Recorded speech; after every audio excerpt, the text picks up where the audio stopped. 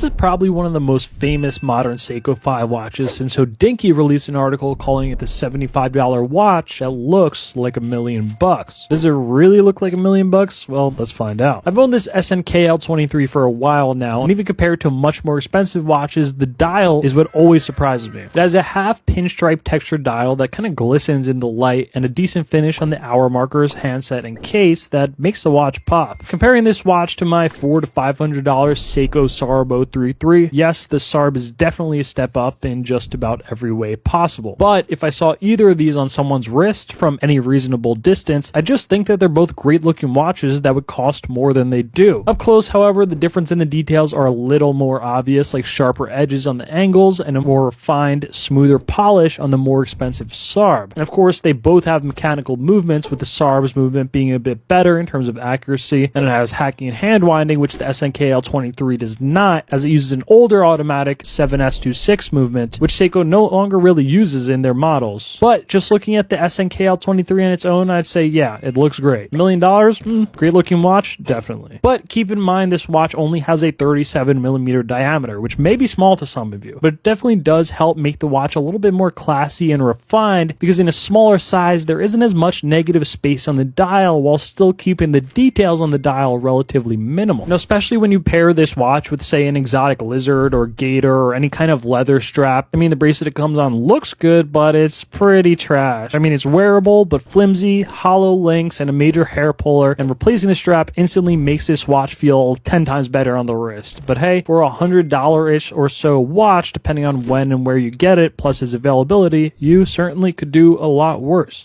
Movement.